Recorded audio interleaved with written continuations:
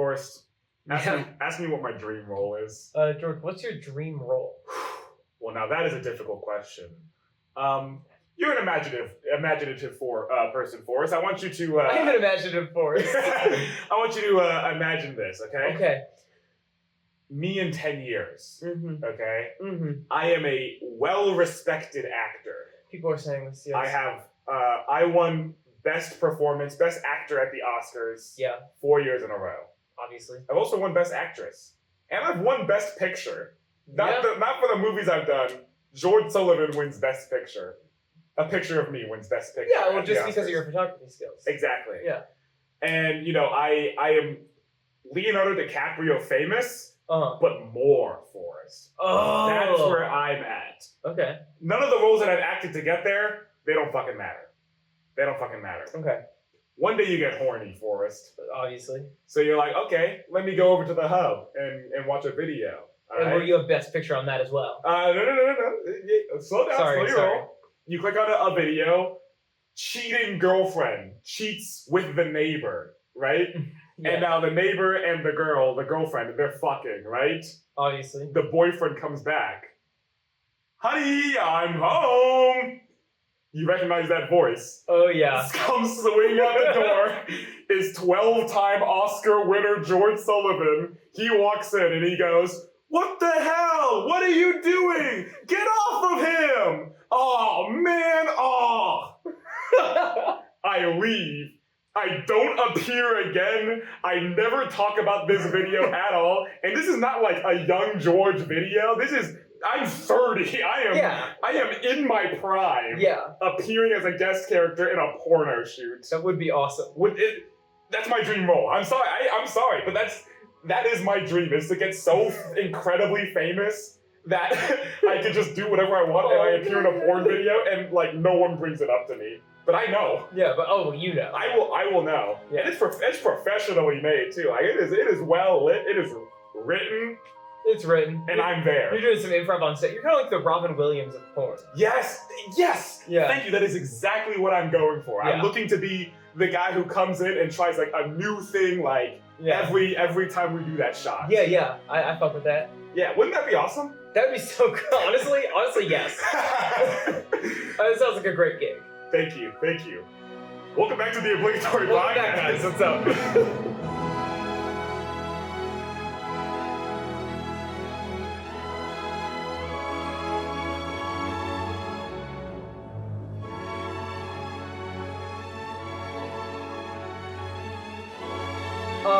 Okay, so that was weird. What are you talking about? Well, your whole dream role thing, that was weird. Oh, yeah. No, listen, the audience knows this about me, but I'm a theater major. You know, it's important to have goals and aspirations in terms of what roles you're looking to play and what types of things you want to be in. And well, my thing is that I understand I know you could elevate the role. Yeah. But a lot of people would say that role is kind of small beans. No, Forrest. That's the most important role of the whole shoot. I mean, if there's not a boyfriend to be cheated on, then why are you watching the video? You know, you clicked on a video called "Cheating Girlfriend Fucks the Neighbor." Yeah. Featuring George Sullivan. If I don't appear in it, then it's just two people fucking. Well, it says featuring George Sullivan. Actually, no. I'm taking that out. But you're not fucking in it. No. Ew. Disgusting. Why would I do that? Right. That's a good point. Sorry. Why would I do that? I'm walking in. I'm hurt. You know. Is this a thing that happens in the middle of porn? I think so. It's like a. You know what? You should be one of those people that's fucking in the not fucking, but you're in the background of people fucking in one of those right. It's like one of those videos where it's I'm getting away with it. I'm in the kitchen and there's two people fucking behind the counter. That's how you really improv. You get 20 minutes of good improv. Yeah, when I'm talking to them, you're dinking around the kitchen. You're like, "You guys working on your homework? What do you guys want for dinner?" Now, maybe that's more. You guys want some creamy Alfredo? And they're like, maybe. But they're like, "You sound a little sick." At some point in minute 5, you start blowing your nose aggressively. there's so many possibilities. It's like they're going around the house and they're like, oh, he's playing video games on the TV, and I'm playing Mario Kart, and I'm doing that actor thing where like I'm not actually playing a video game. God, you've never played one in your life. I'm fucking around with the controller, so it's like it's like in that bad actor compilation. So I'm like, I think what it really is. Minute 12, you just start doing magic tricks. that is all the comments are like timestamps for like random times. They're like, did you guys see the dad in the background? That guy was seriously talented. He looks a lot like Oscar-winning George Sullivan. Dude, imagine like. I would definitely go by a different stage name. So it's like you can never be entirely sure that it's me. But like, come on, I'm one of the most individual looking people on the planet. It's like that's George Sullivan. That's George Imagine like. Imagine the couple is fucking, right? Obviously, they're doing scissoring too. And imagine you're watching a porn, they're scissoring, right? Uh-huh. And then I walk through and I'm like, oh, my bad. And then the camera follows me out the room, and I go into a different room and I just like fucking playing the drums like all crazy, wouldn't that just? I think that is obviously that's a bit. My goal is I want to get to a point where I'm so good at acting that I can then do shit where I'm bad acting. Okay, you know I've thought about this a lot. I think in the background you're making paper snowflakes. Yes, like I'm cutting it up. At some point you just like you unveil like so many beautiful snowflakes. And I look dead into camera and I open up the thing and I start smiling. I'm like, I did that. That's shit. like that reminds me of like those like comedic Yule log videos. Yes, the Christmas Yule log where it'll play the Christmas music and then it'll cut to like a tableau of like this family arguing about like something like oh, you need to move your car at the driveway and the husband's I have to show you this sometime. Yeah. But growing up, my family, obviously we do not celebrate Christmas, but like whatever, like winter solstice or something like that, like at some date, we would put on this like llama Yule log that we found. Llama Yule log? Yeah, it's this like really small comedy group that does this, that did this Yule log. And it's just like this guy in a llama mask and like a Christmas sweater. And he's reading a book.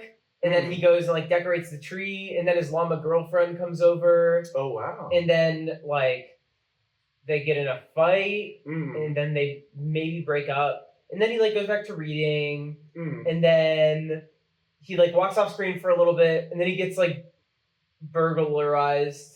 He gets robbed. Yeah. And then he comes back. He does some reading. You know, it's like really funny. Yeah, no, that sounds great. It's like every 30 minutes you look at the screen, you're like, what the fuck? I remember. It's something that you would do.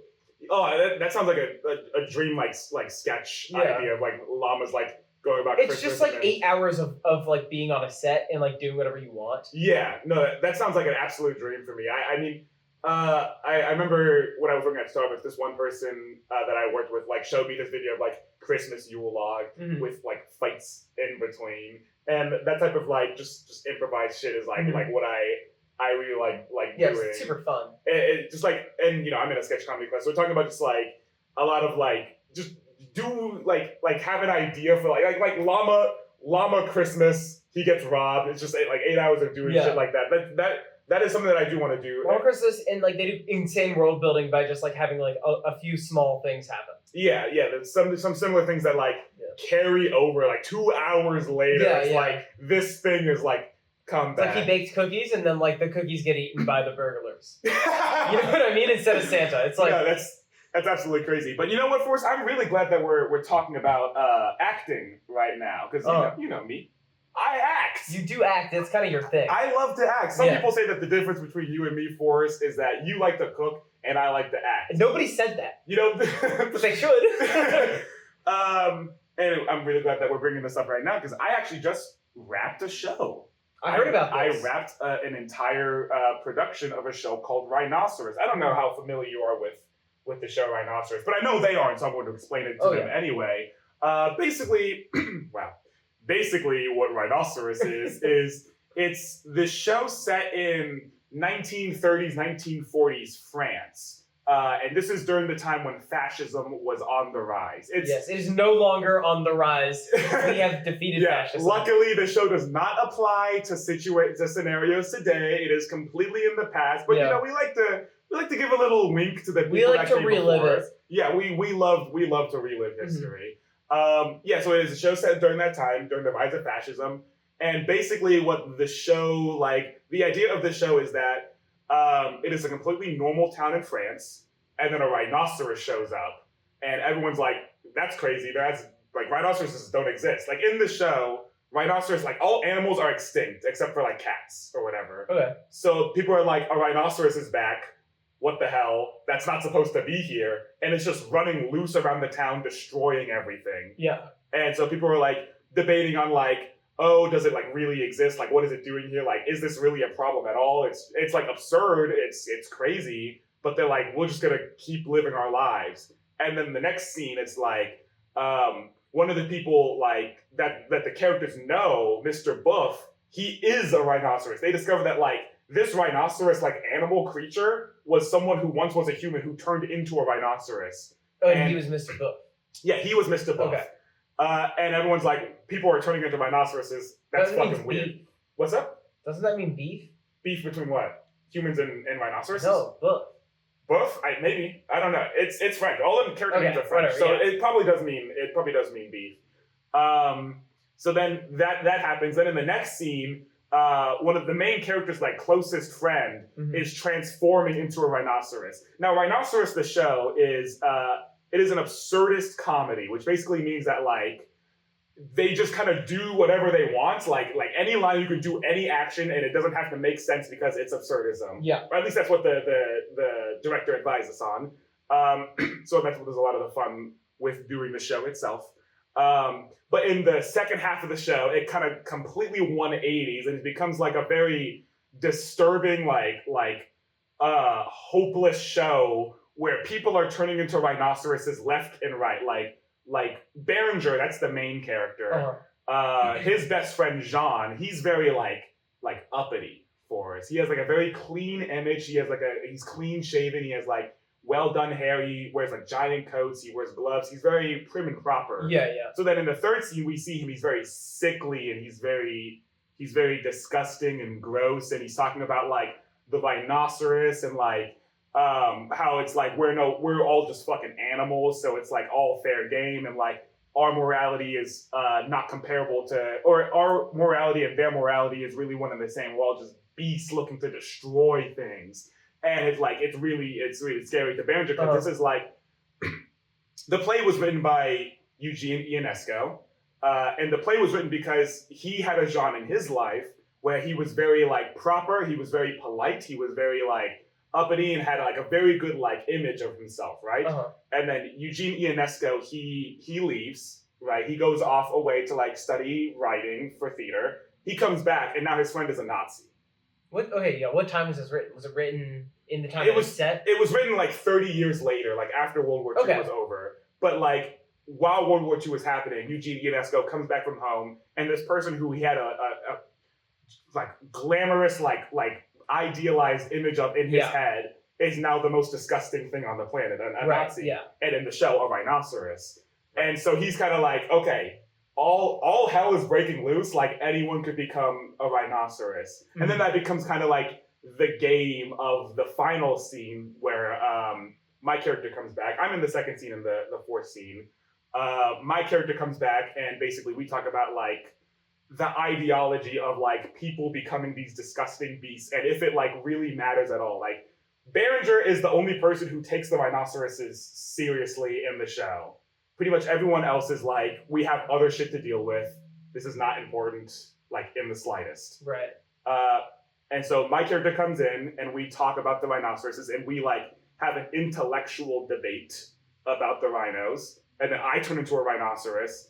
And then Berenger's love interests come in and they talk about the rhinos a little bit. And then Daisy becomes a rhinoceros, the love interest. Yeah. And then it's Berenger at the end. So the idea is that like, nobody was taking it seriously, so they all became it. Well, the lesson of what the show is, it basically is that every character other than Berenger has a very idealist, like, they're not true to themselves. Right. They put on, like, a front of who they are because they are unhappy with, they're unhappy with who they are, so they need to look for, like, okay, who am I?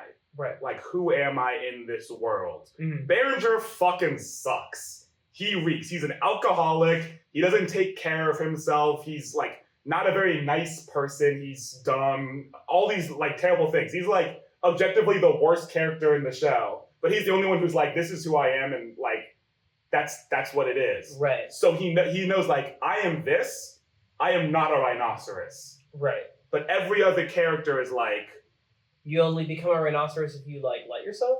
They all choose to become rhinoceroses. No one's like forced to become a rhinoceros. That's like one of the big things about the show. In my head, it was like some kind of infectious disease. It's like that's how it's played, but no, they're fully like they're deciding this. They're like, this is what's happening. Yeah, it's similar to like the liberal mind virus, you would say. Yes, one of the people in the show, his name is Sean. His dad saw this show and talked to him afterwards and was like, "This is a show about wokeism. The rhinos, that's what I'm saying. The rhinos are the woke media. The rhinos, the Nazis, are the woke media, and they're taking over the minds of the innocent youth. Except for Berenger, the only truther on the planet, yes, who follows me at Forrest Gagne on Truth Social. Yep, not a plug, just trying to get some followers. Yeah, not a plug, and his at being on the screen right now. Yeah, at Forrest Gagne on Truth Social. I mean, it's like whatever. Yeah, you don't even have to follow. I only post a few times a day. Oh yeah, what do you post about?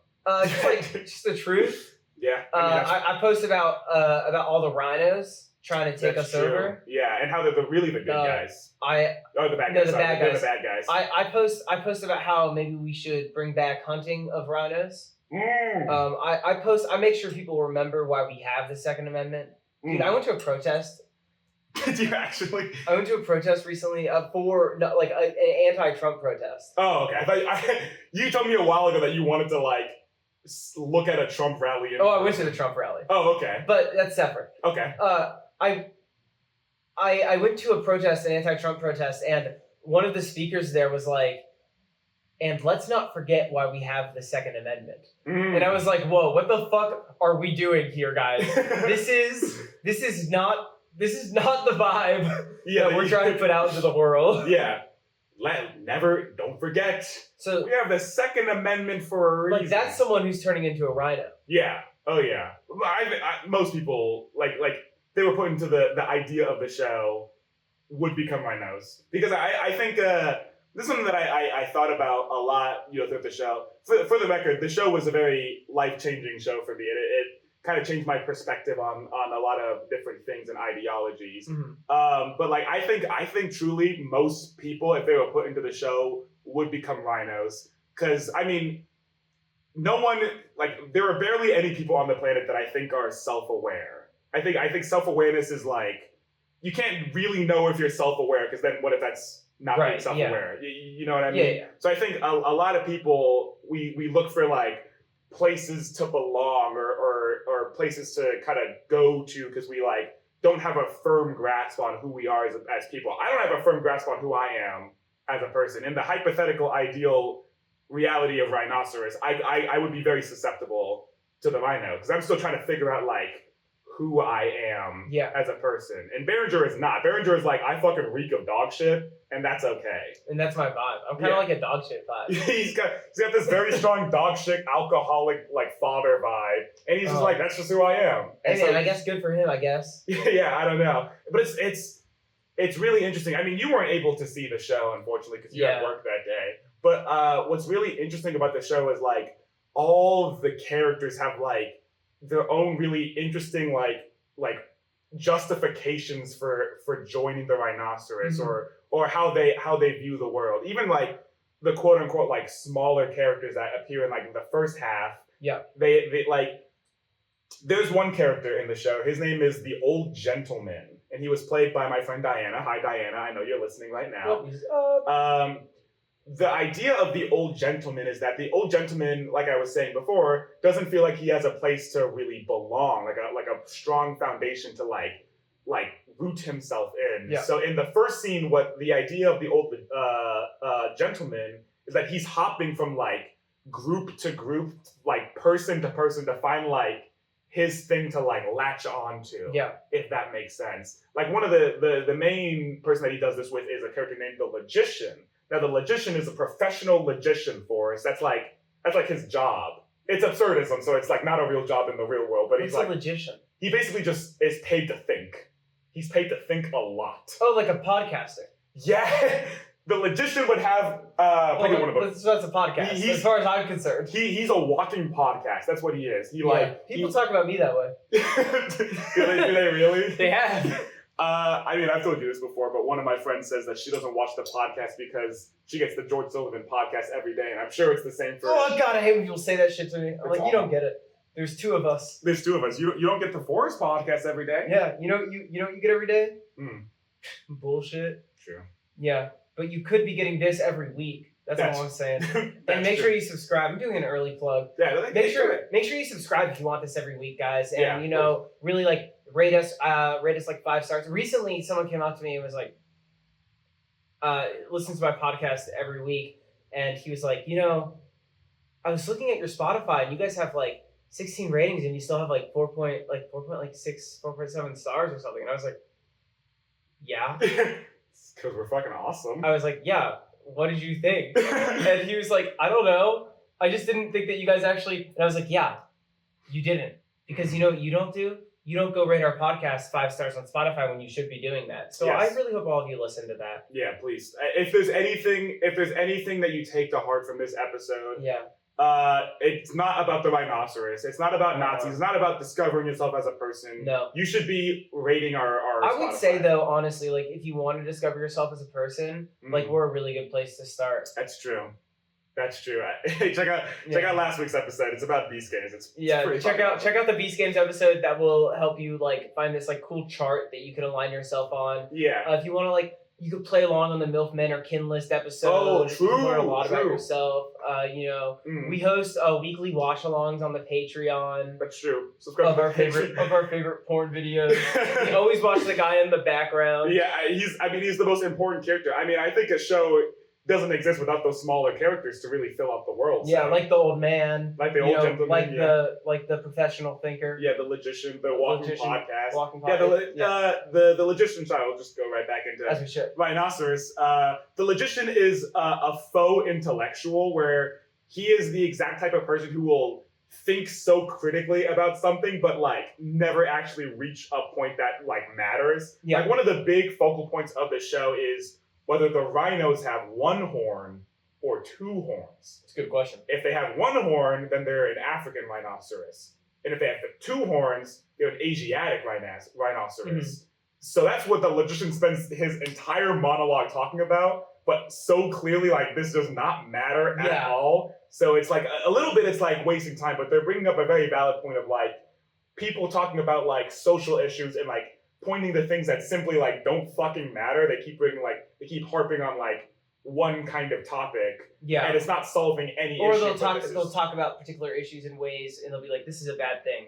Mm-hmm. But they won't then also address the problems or like the issues, most of this, like this is especially big with social issues. Yeah. You have to also then address the financial issues that actually are the root cause of the social issues. Yeah, you can't just like you can't go, aha, there's a problem, and then fuck off. It's like, there are more steps. Even more than that, it's like, you can't go, aha, there's a problem, and then be like, I wonder what caused this problem. You can't, like, you have to, like, think about what caused it.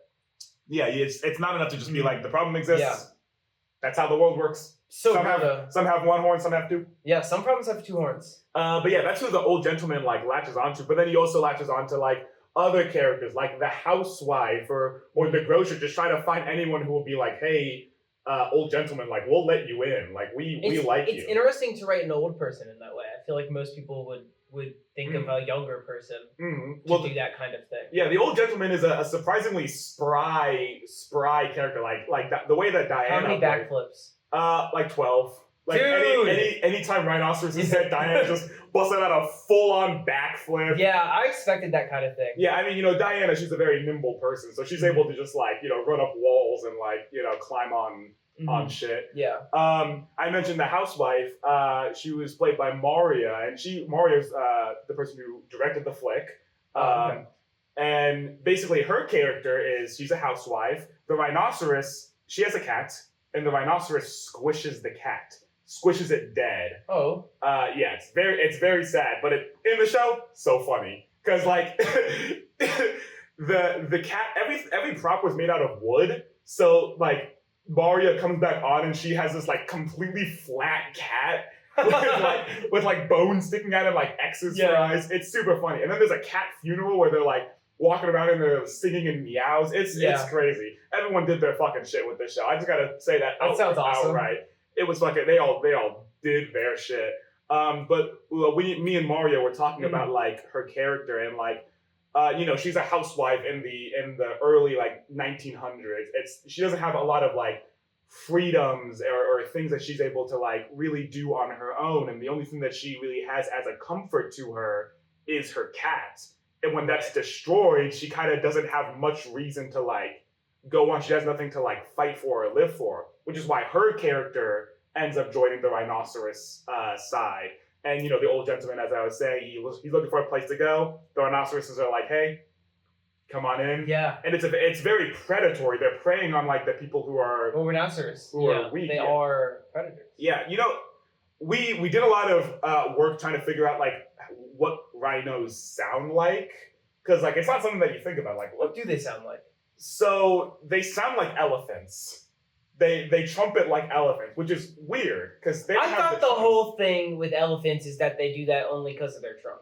No, the trunk has nothing to do with the sound they make. But everybody, when they do an elephant impression, always does they do the trunk. So wait, really? Yeah, no, they like we were playing videos. How do they make that noise? It's just the sound. It's just they get they make the elephant sound. That's just what it sounds like. Yeah. If you had a trunk, I bet you'd be able to do that better. Maybe if I had a horn. In my head, the trunk kind of functioned. This, what? I'm thinking about this for the first time critically, and of course, this makes no sense. Well, but it's like. But okay, because in my head, I was like, oh, well, the trunk probably has some kind of like situation where the air flows through it, akin to like an instrument, like a brass instrument, or like a woodwind or something, to where it makes that kind of like sound that sounds like an instrument. Yeah. Like in my head, that's what was going on. Yeah, but. Then, when you think about it a little bit, it's like the vocal cords. Yeah, it doesn't make sense. Down in the throat. No, well, you make the noise kind of, but then it's like supplemented, is what I was thinking. I'm sure it has some. I'm sure it doesn't. That doesn't make any sense. I'm thinking about it now. I mean, it was absolutely mind blowing to the entire cast when our teacher came in and was like, "Here's what a rhinoceros sounds like," and then played it, and we were like, "That's an elephant." They were like, "No. That's a rhinoceros." George, can you play this for the fans right now? Yeah. You can hear it now. Crazy, right? Yeah. Crazy. What? I don't know. It was just mind blowing. I mean, the way that we ended up going about it is that we do kind of have this sickly way of doing the rhino sounds. Mm-hmm. It's kind of very guttural. We raise our ya if you know what I mean. So it's I do. It's like a to me, the rhinos are kind of like zombie Nazis. This is a vibe I'm getting, yeah. Yeah, and the main color of the show was green because of the. My name's Forrest. Your name is Forrest. So it's it's green lighting everywhere, and we're wearing green suits, and we're kind of at least at one part of the show, we're walking around kind of low to the ground, and we're kind of sluggish with it, and we're making these kind of sounds. So it's it's so creepy, as opposed to the last scene where me and one other character are beefing Jim and Dwight on The Office, and I'm I'm going around and I'm touching people on the nose and going crazy and flipping hats off, and I'm getting flipped off. It's the first half, it's so silly for us. I need you to understand Well, that makes the second half more impactful. Yes, exactly. Yes. It's I was talking with a couple friends the other day about the FNAF movie, actually. And I don't know if you've seen the FNAF movie. No, I've done my best not to, actually. But there's one scene where all the FNAF animatronics are building a pillow fort for this little girl who walks in. They're building a fort. They're being very playful and being very silly and whatnot. And then later on, they're looking for the girl, and the girl's I want to play with them. I want to play with them. And they're eating people and going fucking crazy. And that scene just doesn't work if you don't have this other scene to understand these things are silly, and they're looking to prey on this little girl, and that makes us scared in the future. And in the first half of the show of Rhinoceros, we're going around and silly things are happening, people are falling over, and then in the second half everyone's sick and disgusting, and there's so much hatred, and like the rhinos are like so scary, and they're like really like authoritarian. Like at a certain point they start standing like upright, and a big idea of how the rhinoceroses act in the last quarter of the show is like there is no such thing as deviation. We are all the exact same. There's nothing that makes anyone special. We're all two-horned. We all walk in a straight line. If you mess up, you're out. You're dead. Can you unturn into a rhinoceros, as in turn back into a person? That doesn't happen in the show, so I'm saying no. Like, do I think someone could become a rhinoceros and then realize they're doing wrong and then get out? Yeah. In the show, in the show, no, probably not. I don't think so. I think it's just done. In the show, I think it's done deal. I think because I think the idea behind like the rhinoceroses in the show is that like our minds are completely wiped and we cannot think for ourselves anymore. Okay.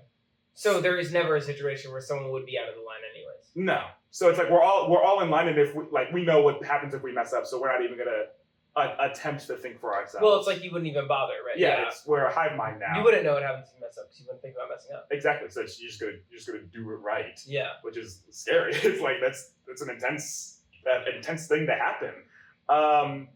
Yeah, and it's just Eli's character Berenger. He's the main character, and what's interesting about Berenger is that he's kind of he's like the creator's self-insert. Like Eugene Ionesco has multiple plays, and all of them center around Berenger, this guy who fucking sucks. Okay, interesting. So yeah, and I already explained the basic idea behind Berenger, which is he's this guy who reeks of shit, sucks, but he knows who he is. My character, Dedard, is great name, by the way. Oh, it's fantastic. He's very similar to Berenger in a lot of ways. Dedard is the callback character. Dedard is the character that like you're supposed to see every other character and be like, oh, he's similar to them and them and them and them. And the way that he is also like, he tries to keep a really heightened image of himself. You know, he has like clean, like pulled back hair. Oh. He has a beautiful mustache that he keeps like prim and proper. He has like a clean shaven beard. He like scolds other characters for like acting out of line. He's like, this is not how we're supposed to act in a society. Yeah. But at the same time, he's also like, the rhinoceroses, they don't matter. Like he's very much so like he's thinking in the moment. He's like he thinks of the rhinoceros and he's like, well, I think we need to figure out why they're here, but I don't want to be the one to do that. Like he wants the people to see him and be like, this guy thinks a lot, and he comes to valid points, but he's not. He's just saying like, we need to do this, we need to do this, we need to do this, but he's not going to be the one to do it. He's blind leading the blind. I think is the best way to interpret the Dedard character, which is like, he doesn't know what the hell is going on, and he's gonna be the leader and tell other people what to do. But if like anything ever falls on his shoulders, he will just crumble, which is kind of what ends up happening. Right.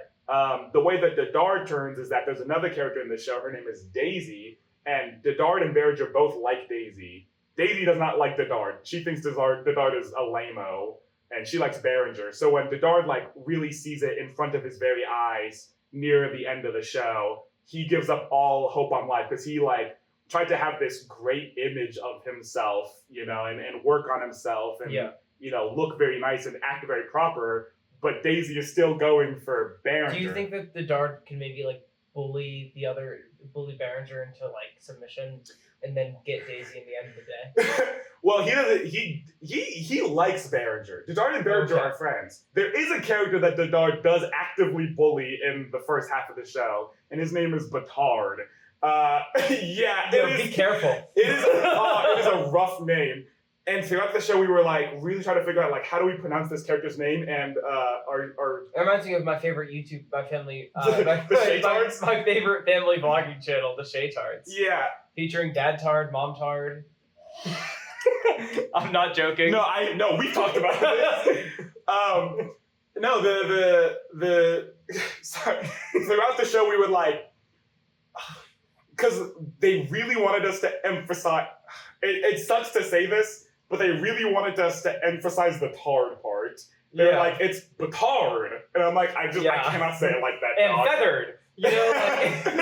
And it's like I say his name the most out of anyone in the show, so I'm the one who's like, Batard. It's like we performed for high schoolers at one point. It's like you just see the look on their face and they're like, oh, this guy is saying that a lot. Like that is just man, this guy likes it. I revel saying his name because I get to make fun of him or something. Batard is a sheep of the other herd, and that is what I feel the strongest about. Now I know you know what that means, but the audience might not understand what that means, so I'm going to explain it to them. I mean, you got to tell them they're idiots. Everyone knows you guys are not idiots. We respect our fans highly. They're morons, George. Don't lie. You guys know what a sheep is. I don't think I have to explain to you what a sheep is. A sheep, yes. A sheep is someone who, let's say, Elon Musk says something. They will listen to Elon Musk no matter what. And let's say they have multiple posts a day on Truth Social. Yeah. They will listen to him no matter what. A sheep of the other herd. Well, I'm just gonna take a different person. Let's say Eminem. A sheep of the other herd will listen to everything that Eminem says, and no matter what they say, they will always do the opposite. They will always think the opposite. So it's still a herd mentality in a way of like, I am actively looking to this person to know what I should think. It's just that sheeps do it in a way they're like, I'm going to listen to this guy. And sheeps of the other herd are like, I'm not going to listen to this guy, no matter what he says, even if he's right. And that is basically Batard, where Batard wants to disagree with everything. He does not think the rhinoceros are real at all, even though 2 people in the office have seen it personally. And he does not believe, like, management is here for them, even though, like, our boss is there and he's, like, trying to help out and whatnot. And so my character thinks this guy is dumb as bricks. And so I, like, make fun of him. He's, like, we're, like, beefing. At one point, we, like, start to, like, fight, like, physically. And, like, we're shooting kamehamehas at each other. It's really silly. It's really absurd. That's the character that I bully, and that was by far my favorite character. Like Jose, the person who played Batard was the person who played Sam in the flick that you saw. Yes. And he just did a fantastic job. Like he was my parents' favorite character. And when we did the high school matinee, like he was eating that shit up. Like the entire audience, they just found him so funny. And my dad brought up a really interesting thing about Jose, where it's like he goes on stage and he's just killing it. Like he's going out there and he's like full sending like every decision that he does, and it's incredible. But he's like the quietest and like most introverted person, like definitely in the cast, and he's so incredibly sweet. It's like this, like you did not play like that was 2 different people that I've seen before my very eyes. I wonder if at some point that's actually pretty advantageous, because you can really separate yourself from it and like be like, okay, now I'm in acting mode. Yeah, I think for a while I was someone who like couldn't, because I would this is going into something I'll talk about later on, but I was like, you know, in my day-to-day acting all the time, like acting like very big and very, very extroverted and very like huge and whatnot. So I would go on stage and do that. I would go on stage and I would do that exact thing. I would do the George character, and it's like the lines would be blurred between like George when acting and George like in his day-to-day, to the point where like people, like I would talk to my mom or something and she'd be like, you play the same character every single show. Like you just go up there and you play yourself. And I'm like in my heart of hearts, I'm like, that doesn't feel, you know, accurate. But I understand where they're coming from because they see this like version of me that's playing very, the person that you present. I'm playing who I think in my mind I should be, and who I think other people should see me as or do see me as. So I'm going to do that instead of just being George. Who's a lot more mellowed out and a lot more quiet than like most people would think. At least it's kind of like a reserved, like kind of thoughtful type. Yeah, I'm kind of like, you know, the strong silent type. Yeah, you know what I mean. I've actually seen him have like, he has like feminist literature in his back pocket at most times. Yeah, and you know, I'm wearing a shirt right now. You know, the audio listeners, you can't see it, but I have a shirt right now that says read feminist literature. And it's, and then it says, it has an angry face emoji, and it says, I'm not joking.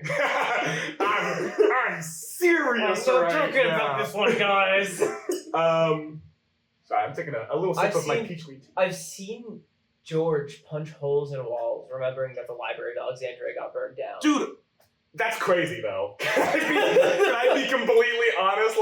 Like so many so many pieces of history just got destroyed like in a single night, and now we just have no idea. Yeah, and we so don't many paintings of beautiful women too. I assume. we don't know who invented the fire hydrant because it burned down. Do you know that? I do. The certificate for the person who invented the fire hydrant burned down in there, and now no one knows who it is. Isn't that ironic? Yeah, tell me about it. I bet. I think it would have been really nice to have a fire hydrant nearby. It would have been real nice. Unfortunately, now we don't know who to credit for that. Real convenient. Yeah. So that's basically They like. had fire hydrants back then. I think so. Maybe a different library burned down, and that's where the certificate was. I feel as if fire hydrants are relatively new. This could be totally false. George, put on screen who's wrong and who's Well, right. when did they? I don't know. I can't derail too much. I don't. I mean, I simply do not know when the fire hydrant existed.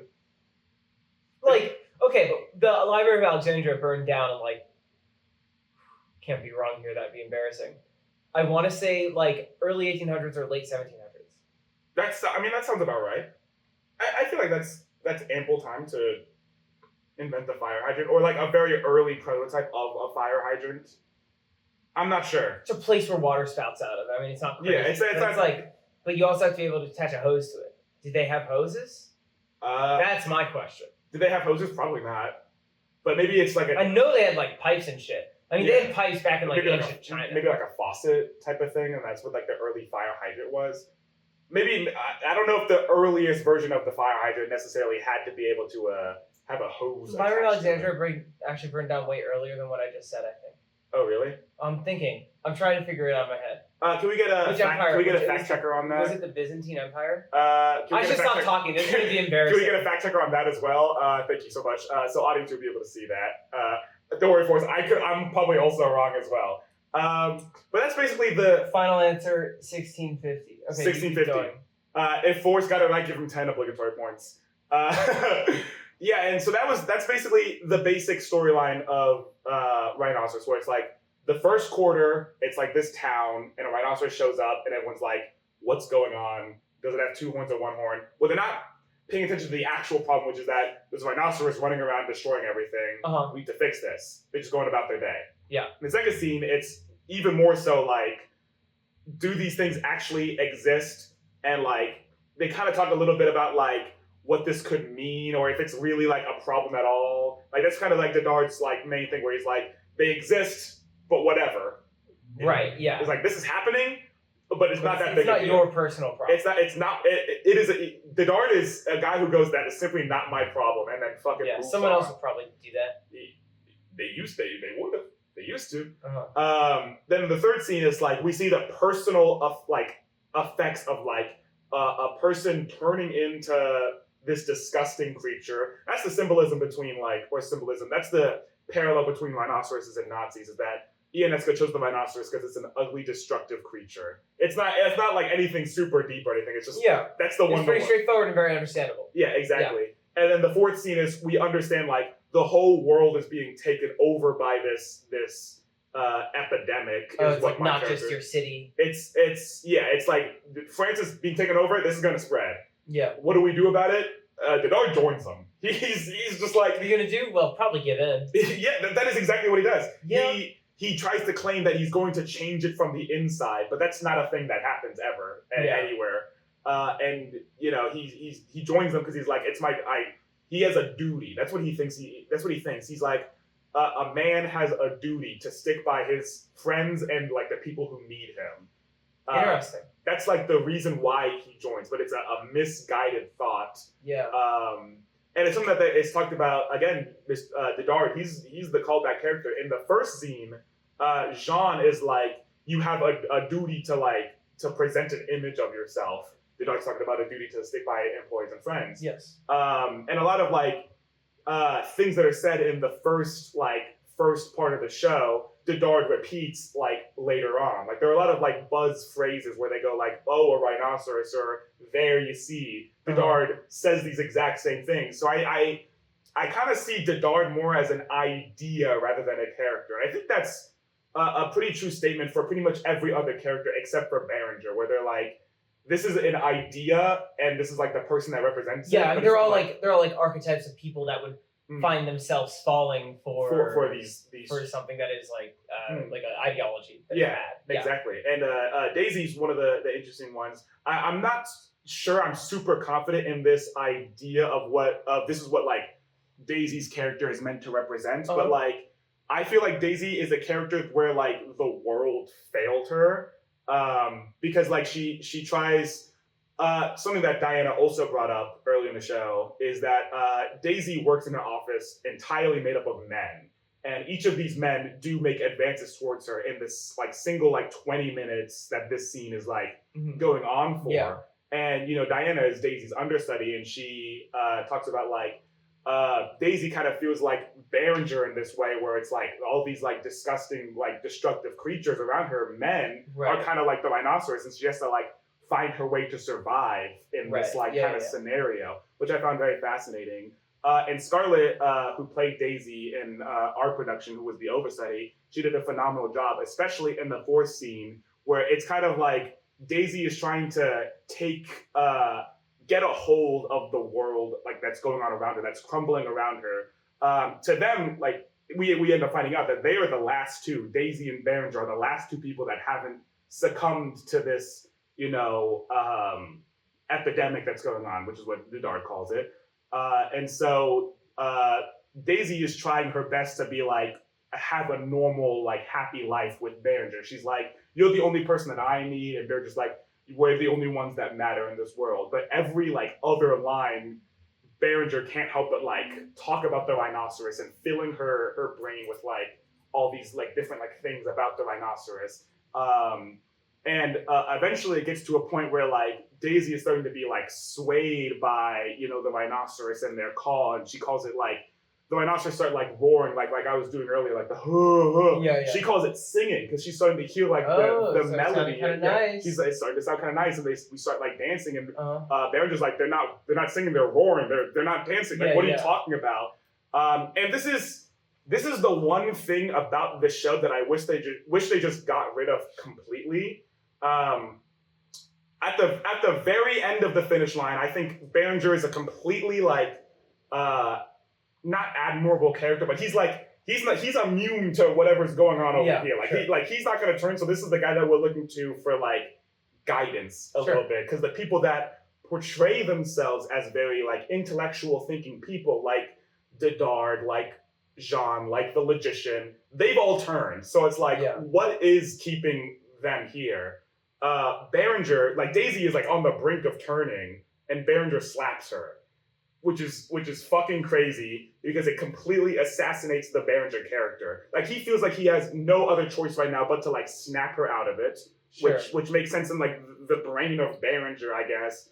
But it then like kind of makes the rhinoceros look like sympathetic characters in a way, if that makes sense, because they see this woman get like attacked, and they're like, well, you can come join us, and we'll protect you. I mean, yeah, but why does Behringer have to be like a person anyways? No, I'm not saying. You already described him as like obviously very troubled. Yeah, he is. And a lot of the time, people get pushed into ideologies like this because of something that someone has done to them. Yeah, that they were looking at for guidance. But I think, well, this is what I'm talking about. Like this is what people have talked to me about when they seen the show. They've been like, I didn't like that happened because it made it so that the rhinoceros looked more sympathetic in comparison. Because I think they were comparing like they were getting it, and then that happened, and then it was like, oh, this guy really sucks. Yeah, but a lot of the time that's true to life. Like, a lot of the time they do look more sympathetic about certain things, and that is like a very attractive thing about like people that are extremely like on like that like far right side of the political spectrum. And it's obviously not true, but they'll present themselves in that way. I think it's. I mean, the rhinoceros didn't do anything. I don't know. I think it sent a weird message to the people in the audience. I, of course, knew what they were going for, so I was able to justify it as like, yeah, he's like not good. He's like doing whatever he can to keep her here, and that's what sends her away to the rhinoceros. But the people saw him, they were like, he just slapped her. I don't like this guy anymore. Well, I guess in my head, it's like, is the show about the fact that it's easy for people to turn into this thing, or is it about like, oh, it's okay, not everybody does?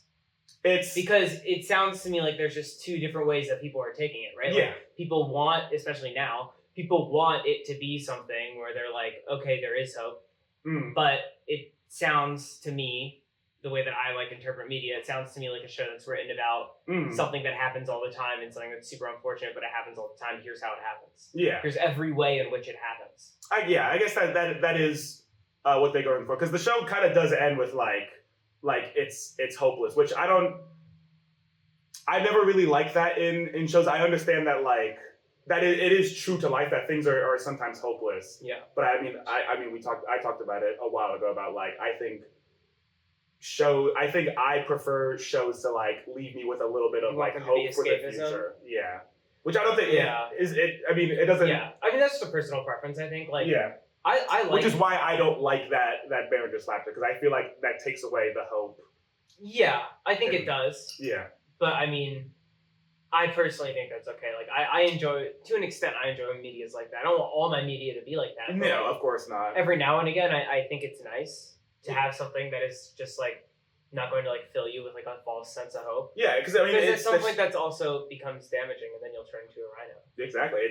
That is how it happens sometimes, or that's how it happens a lot of the time. A lot of the time, it is people hopeless. just like ignoring something. Yeah. And being like, no, I think it's chill. I mean, like that's like the most like prevalent example of what's going on right now. Absolutely. In current U.S. politics. Which I will not talk about because this is not a political podcast. No, and this is not a political subject at all. This is a fucking play we're talking about. Yeah, so.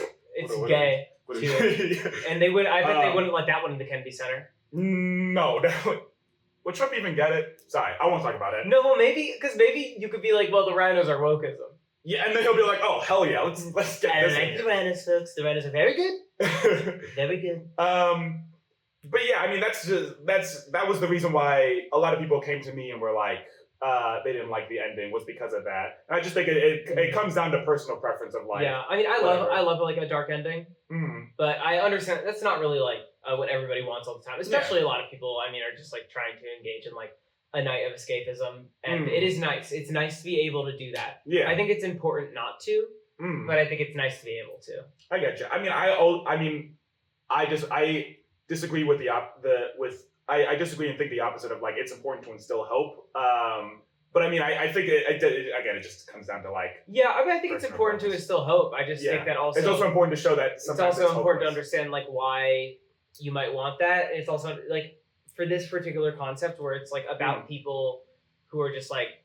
I think that people will often end up on whatever side of politics that they end up on, and there's like not much that like personally, if it's like an interpersonal relationship, there's a lot that you can do, but like just like watching it from the sidelines, there's like not a lot that like you personally can do to be like, oh wait, no, because that person's probably already a lost cause, and then you can talk to them as much as you want. Everyone, I think that that's good to do, but I think that it's okay to recognize something as theoretically hopeless and instead focus on other things that are more tangibly important. Yeah, I think that's incredibly fair. I just think it's again it just comes down to I think that is all just personal preference about the show. That being said, the show was absolutely incredible. I'm very happy to have worked so closely with all these incredible people. I mean, you guys. I don't know if I mentioned it earlier, but Eli played Behringer. Like he was the lead, and he was in every. And you guys know that. And you guys have met that guy. I mean, that guy, a gob bigot. He was the lead, and he did a fantastic job. One thing that I really want to commend Eli for, just like publicly on the podcast, is that the show was originally written in French. It was translated into like English, like European English, like proper talk. And that therefore means that there are typically two different versions like of the show, the French original and the adaptation. So one company owns this part, which is the original, and one company owns like the adaptation. Right. And Eli had this brilliant idea to there's one part in his final monologue. He has a final like 3-page monologue talking about the rhinoceros. I couldn't even fathom. That's wild. Okay. It's crazy. And he's like, he has all these different like parts, and what's really hard about it is that he like lines repeat themselves. So it's like you say it and it's like this, and this. And you have to like remember like which chunks you're at. Which chunks are like you're at. Oh And it's my very God. easy to like kind just of mix go it up. back a little bit. Yeah. Like he keeps saying that like men aren't attractive. And Uh-huh. it's like he says that like 4 times during this entire monologue. Right. It's So whereas you fucking would crazy. regularly think of a line as like a checkpoint, you can't. Yeah, you can't really do Yeah. that. It's more like you have this chunk to remember. So that in and of itself is just absolutely like incredible that he remembered all that. But there's a specific section where he talks about like he's like, I don't know anything. I don't even know what language am I speaking. Am I speaking French? It must be French that I'm speaking. Would I even know? Like, would I? He had the idea one day to just kind of go in and say all of that in French. Like the entire part where he's like, am I speaking French? He translated it, Does he learned know it in French? French. He does not know French. He translated it into That's French, Yeah. added the French in, added a French accent on top of that, and was like, I don't know what language I'm speaking, like at the very end. Yeah. And it like threw all of us off guard during rehearsal one day. It was absolutely incredible. But then our teacher was like, you can't do that, because technically that's the other show, which sucked. Yeah. But Eli, we met Eli. Eli does not quit when he wants something. So he emailed the UNESCO Foundation itself to ask them if he could speak in French for just these 4 lines. Yeah. So he just kept emailing them until like the day before like the show opened, they were like, yeah, we don't care. They were like, there's like no fucking problem with that. It's so like, he like not enough lines for it to matter. yeah. So he like went to our teacher was like, hey, UNESCO himself said it was cool. Or UNESCO's like kids said it was cool or something. And so he was like able to do it, which is just that's awesome. Magnificent. And I think what I'm taking away more from this show is I think for a good long while working on the show, like the first month of it, I was very disinterested in the process. Like I was having a lot of fun like working on the show and whatnot, but I feel like it wasn't propelling me as an actor in any way. Like it just kind of felt like a road that I've traveled down before, as opposed to something like The Flick, which was my first ever like foray into like really dramatic, like serious acting. Right. That being said, it's like I'm talking about like my poop phobia and whatnot, but there are like a lot of But moments. most of it's serious. It's like very dramatic. It's like this is a character that's different that I've played before, and Dedard didn't super feel like that. Yeah. Like I felt like Dedard was kind of like he was blind leading the blind. He was kind of like a big showboaty guy, but he had like a secret sadness about him. Mm-hmm. Big whoop. I do that every day. I play that character every day. Yeah. But then like there was I think it was after that happened, and after like getting into the physical space of it and getting like the costume and especially shaving my beard but leaving my mustache were big contributors to like me kind of understanding like, okay, this is Dedard. I'm figuring Dedard out. And I think and another thing that I want to bring up actually is that in my regular acting class, we were doing a Shakespeare scene. And this scene is from Julius Caesar. I'm playing Brutus, and I'm talking to Cassius with my friend Milo. Mm-hmm. And we were working on this scene, and this was like the wall. Like, I thought like Rhinoceros was like the cakewalk, and then this one scene in my one class was like the wall that I was hitting as an actor. That's fascinating. It was weird. I didn't understand it at all, and I'm like, Shakespeare's kind of hard. Shakespeare's very hard. Yeah. I mean, that like from that point of view, it makes sense. But it was like, but like the reasons why it's hard. It wasn't what was hard for me. Like understanding the language and getting the rhythm and like doing things and whatnot. It was like I was getting that. Like I knew what the scene was about. And I was doing that well. Yeah. But our teacher was very upset with me and Milo about like we're not making like choices. We're not like deciding who we are and like doing things to get what we want. Yeah, I mean that is the thing with Shakespeare. Like nowadays, if you're gonna like play Shakespeare, you have to do something. The whole thing with Shakespeare is to make choices. Yeah. Because everyone's been doing Shakespeare for like hundreds of years now. Yeah. So make a fucking choice, idiot. You gotta make it your version of this character, which is because we've seen these characters so many times. We know how this story is like going to end. Yeah. So if you're just gonna go up there and like half-ass it. It's uninteresting. I'm watching a mannequin perform on stage, and I don't want to fucking watch that. Yeah. I'm watching a mannequin in my class, and that was basically like what DT, the teacher, was like talking about over and over again. Like we would go up to like perform, and we wouldn't get past the first page because he's like, you guys are giving me so little, I can't do anything with this, and then he would like sit us back down, and it was very like stressful and hard to like kind of like get over. Like I was in front of this like huge wall, and I just didn't know what to do about it.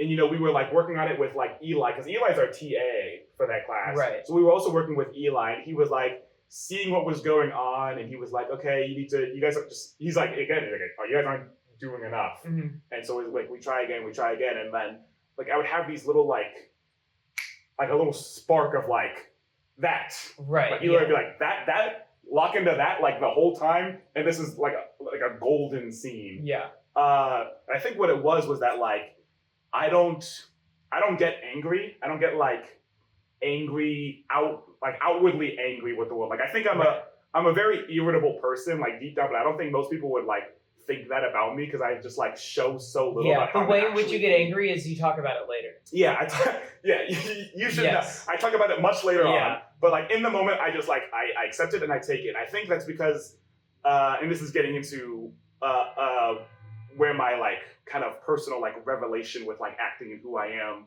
kind of came in, is that like I was scared of letting my real like feelings just like come out. Yeah. Because then I was like, oh, then this person won't like me if I like actually tell them like this is how I feel about what just happened in this very moment. Mm-hmm. So instead I'll like kind of like hold it in, and I'll bottle it up, and I'll think nothing of it, and then like when I can find a place to just kind of like let a little bit of it like dribble out, you know, then I'll let it out there. Yeah. But I can't do that in the moment.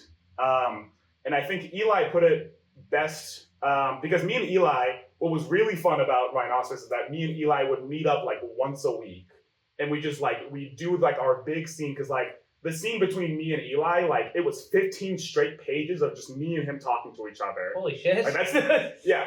Talk about holy shit. Like that was basically the second half was like 15 pages. Berenger talking to John. 15 pages. Berenger talking to me. 15 pages. Berenger talking to Daisy. Yeah. No breaks, no nothing. It's just that's wild. this and this. He's just on stage the whole time. Absolutely incredible. So for our scene, he would like meet up, and then we'd just be like, what if we tried this? What if we tried this decision? What if we tried this decision? And you know, it was like very good, very fun leading up to it. And we were making a lot of very good discoveries about like this scene and how we feel about certain lines, and we like created little interactions that like weren't in the directions like the teacher didn't tell us to do, but we like did it anyway, and they'd be like, wow, that's great. Like there's this one really intense section where me and Eli are like having a really like big debate on like what does crazy mean, and I'm like the rhinoceroses are both crazy and normal because they exist, but they're normal. They're like it's like whatever. It's normal that they exist, however they are crazy. Yeah, and Berenger's like, no, we just need to get rid of them. They all fucking suck. And he's like, and so to my credit, Berenger is not bringing up good points at all. Like he's bringing up Galileo about like science, and he's like, and I'm like, no, Galileo's like, he triumphed over dogmatism and mass opinion, and he's like, and Berenger's like, I don't even know what that fucking word means, and it's like, okay, well, you're making me look good, and like, as we're going, we're like turning like into rhinoceroses, like we're getting like rhinoceros like tendencies, and we're like getting low to the ground, and we're like we're going like that. And it's like really intense, and like the lights are all like turning red like around us, and like everyone's like I would see people in the audience like leaning up, like, oh my god, like are they just gonna both turn into rhinoceroses right fucking now? And then like the dog gets a hold of himself because he realizes like this is a pointless debate, so I like get up, but then Berenger, he's not done yet. So at one point he runs at me, and he's like about to trample me down until I'm like on the floor in like a curled up ball, and I'm like boo-hoo crying because I'm like, oh, I'm gonna fucking die. Yeah. None of that was like in the script. Our student didn't tell us to do that. We were just fucking around one day and discovered that, and it was like it was gold. And I think that was one of the first like little nuggets of like of like choice. That I was, like, you're like, oh, I can make big choices and it can be really cool. Starting to make. And I think the moment where all hell broke loose for us, it was not even during the scene that I was doing. It was not during Rhinoceros. It was I've told you about No Shame before. Yeah. No Shame is essentially the talent show that VC Theater does. And they approached me to like do something. They were like, "Hey, we need people. You just do something." Yeah. And so I decided, I was like, okay, I'm gonna do Not Like Us for the Black History Month No Shame. I mean that just makes sense. It was I love to rap. The song just won 5 Grammys. Yeah. And was also played at the Super Bowl. Yeah. I'm just gonna fucking do More it. people in the world calling Drake a pedophile. Yes, please, please, more people doing that. Yeah, and so like I learned the lines. Obviously, I already had all the lines memorized because I listen to that song all the time. Yeah, I like it. And we just got done with like a crazy long like it was like a 6 to 11 o'clock like rehearsal time for the show. Yeah. Like I was doing a bunch of shit beforehand. I barely had any time to eat, barely had any time to drink water. It was crazy. I didn't have enough time to drink water. Keep that in the back of your head. Okay. So I rush over to like the theater where this No Shame is happening, right? And I found out I'm the last act, and I'm like, okay, whatever. I'm going through the lines in my head. I'm asking people for water. No one has water. All these people are about to perform. Well, they have alcohol. Oh, I see. But they didn't have water, and I was like, I'm not drinking alcohol before this. It'll fuck my throat up even more. Yeah. So then everyone goes before me. It's absolutely incredible. I go up. I do my, I see dead people, and the music starts playing. Yeah. Everyone's going fucking crazy because it was just like, I didn't say what I was doing. Yeah. They didn't even know I was going to be a part of this. I just showed up, and they're like, "Oh, George, you're performing?" I'm like, "Yeah." And I go up, I'm just sitting on a box in like dim lighting. I go, I see dead people. That's the Everyone Not likes Like that Us. shit. Yeah. They go fucking ballistic. They're like, "This is what's happening." My first verse up until like A minor, it goes crazy. It is. I am up there and I am controlling the audience basically. Yeah. But like the song, it's so many lines back to back for us that like it's like you don't have time to like take a breath in between. So at a certain point, I'm rapping. I'm so dehydrated, and I'm rapping from like the bottom of my lungs. Like there's no air in my system. I sound like I am I'm a diseased person. Like at some point, sand actually puffs out of you. Yeah, it was crazy. But I was like, in that moment, I was like, I just have to keep. I was having so much fun. I was like, I don't even fucking care. Yeah. I'm just gonna keep going and going and going, and I did not stop. I stopped like for one line to take a breath because like goddamn, I needed it. I needed it. But I was like up there. I was having so much fun, and like everyone in the audience was like going fucking like crazy. Like people were twerking over here, and they're like getting up and like going like that, and they're like rapping along with me. And I was like in my head, in like halfway through the song, I was like, this is the most selfish thing I've ever done. I am up here performing Not Like Us.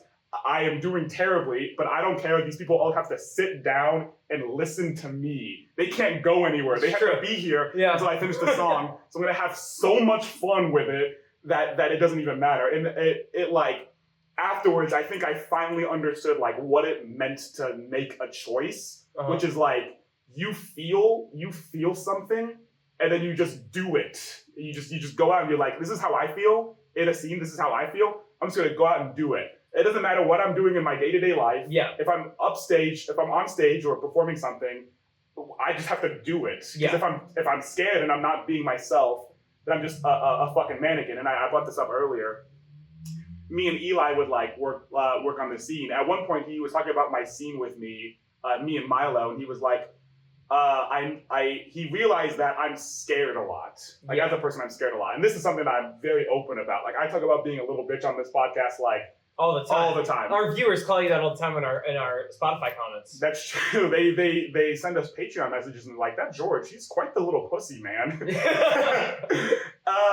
he was like, yeah, you're scared a lot. And he was like, that's not a dig or anything. That's just like the truth. And I was like, yeah, I am scared a lot. But in that moment doing Not Like Us, like on stage, I was like, I'm not scared at all. Yeah. And I was like, this is exactly what I need to tap into. Mm-hmm.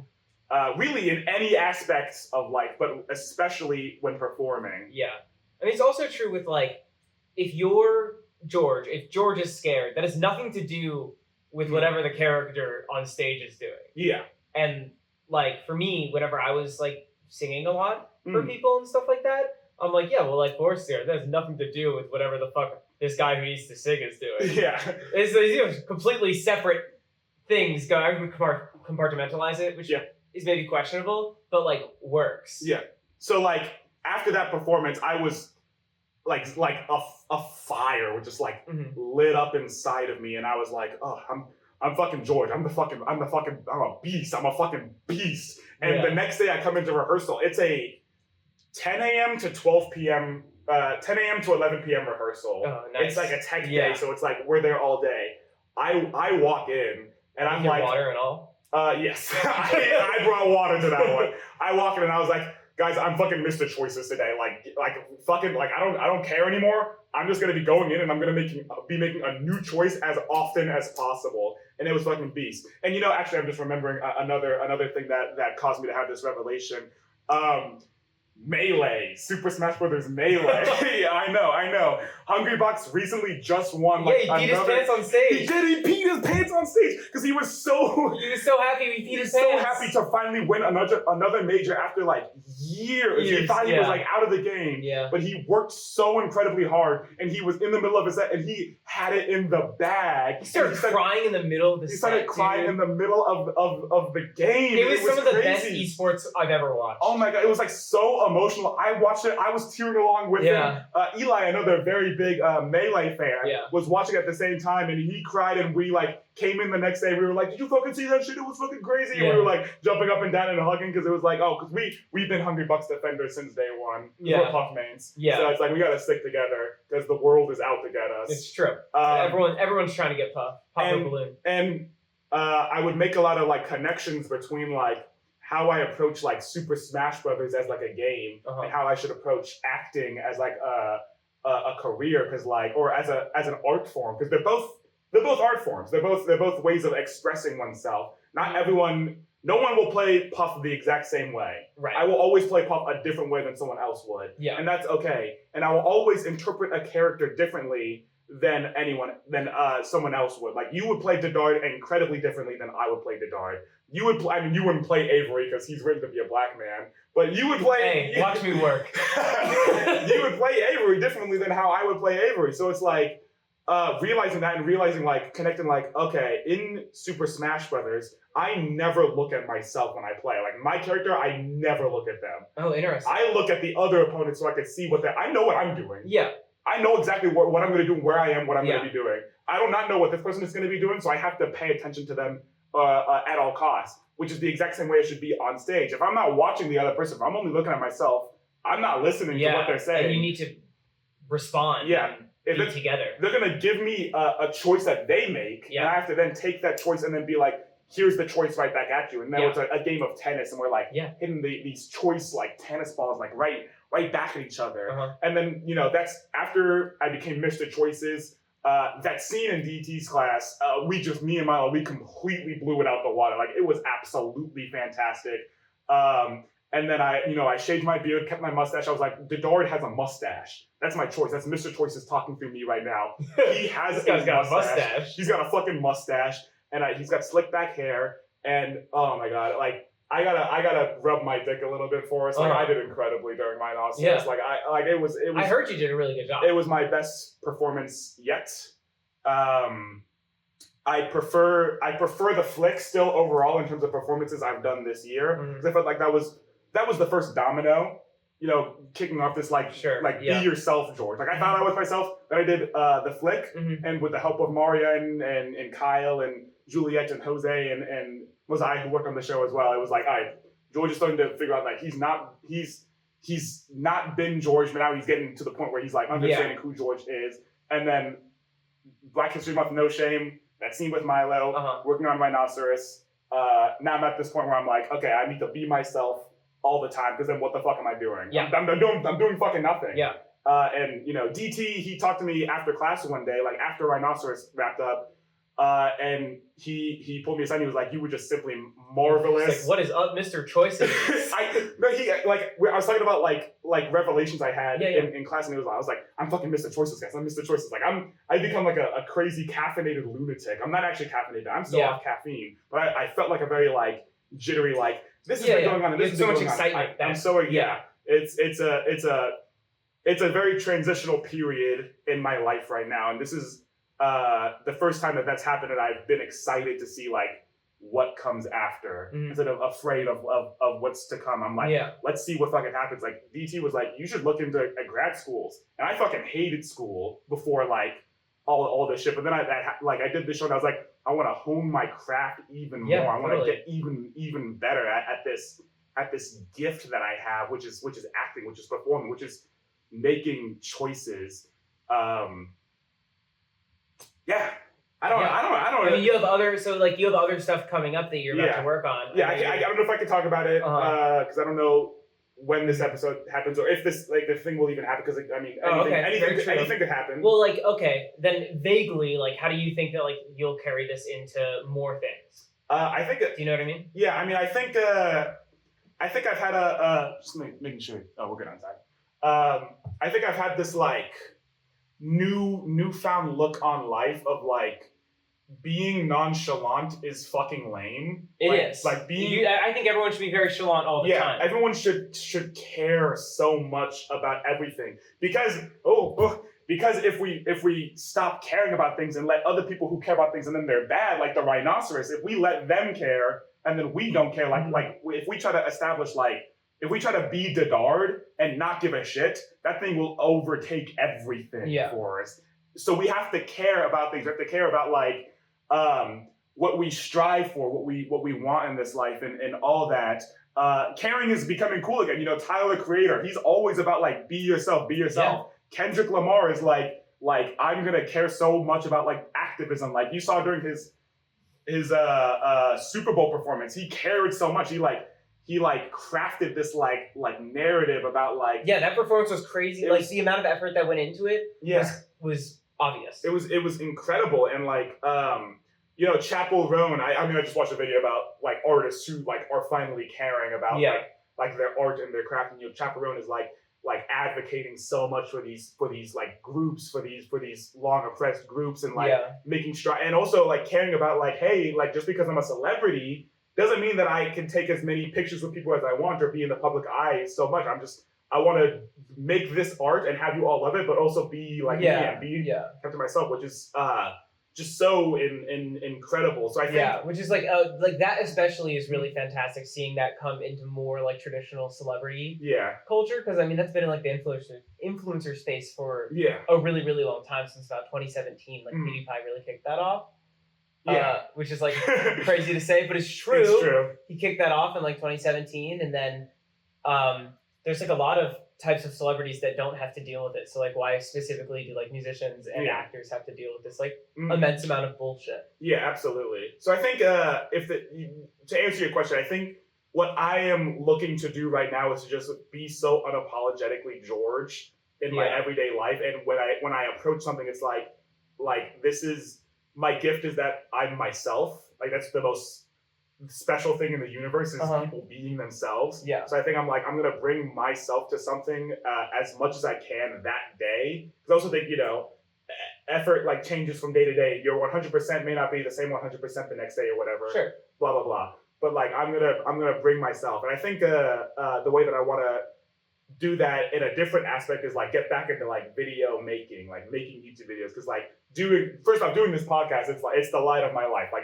Every week I'm I can't wait to even just edit and put it out, and then I spend time looking at the thumbnail. I'm I did that was a good thumbnail. That was a good thumbnail, and I'm oh, we talked about so many interesting things in this episode. So taking that and then making another finally uploading stuff that I've been wanting to make since high school. That I'm you had a lot of ideas in there that I think you have a lot of really good ones. Yeah, and I just really want to actually put myself into doing this and not be scared of trying something and then having it fail. Because I think that's what it was for a while, is that I was afraid that if I tried and failed, that'd be double failure. But that's not double failure. No. It's not even single failure. I think the coolest thing in the world is when I have so much respect for all of our friends that create shit. Yes. When anybody creates shit and really chases their passions and stuff like that, I have an immense amount of respect for that. It's incredible.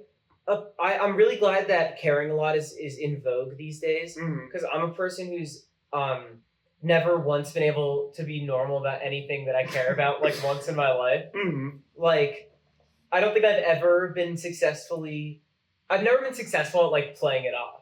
You know what I mean? Whenever I was doing sword fighting, I was I did that for 10 years, and then I was one of the best youths in the country. Yeah. Or I like do cooking, and I'm like, yeah, like fuck it. I'm like in high school. I decide I'm gonna do cooking, and I'm like, fuck it. I'm not doing high school. Dear God, I'm not doing high school. Yeah. I was like, I'm doing cooking. Yeah. You know what I mean? Yeah, like, absolutely. That kind of thing. Because I just think it's if like all that we have, you and I, George, is like this immense amount of like passion for like random bullshit. I might as well like exercise it because otherwise I'm just going to be sitting around miserable. I think just like so miserable. I think being nonchalant and like going about your life thinking that you don't care about things is robbing the world of what makes it so special in the first place, which is you. Yeah. You, I Forrest, think, like, me, George, you. Dope shit only happens when people care so much. Exactly. You know what I mean? Yeah. Yeah, absolutely. Yeah.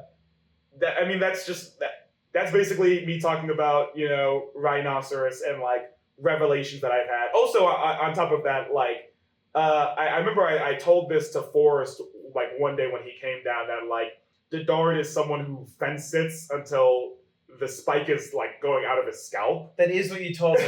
Yeah. And like working on the show, I was like, oh, that's so dumb. Actually, I vividly remember you being like, yeah, I'm playing a guy. It should be pretty easy because I'm just like playing myself. Yeah. It's just like this like fence sitter. Yeah. And I was like, all right, tight.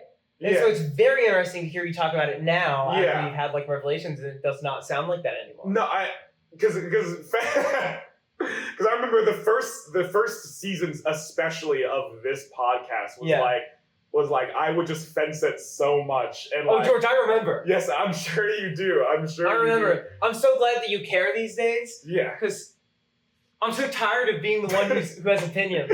No. You see my head actually shake? No, that guy was such a pussy. That guy was such a bitch. I hated, never liked him actually. Fence sitter George.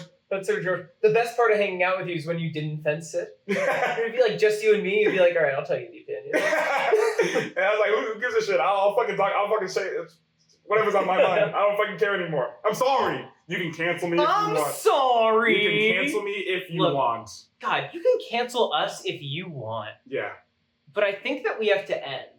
That's true. We gotta cancel this episode. We gotta cancel this. You can cancel us, but we gotta cancel the episode. Yeah. And we already did all the plugs, but in case you forgot, make sure you plug up, guys. Yes. I'm not afraid to double dip for us, so please subscribe. Follow us on Spotify. Leave a like on both. Leave a comment on both. And send this to 8 of your friends who you think wouldn't turn into rhinoceros. You know what? Send this to 8 of your friends right now, or you have 10 years of bad luck. That's true. True. Do you remember email chains? Oh, of course I do. I got one like a couple of days ago. Okay, anyways, we gotta go. Yeah. Bye, guys. Bye.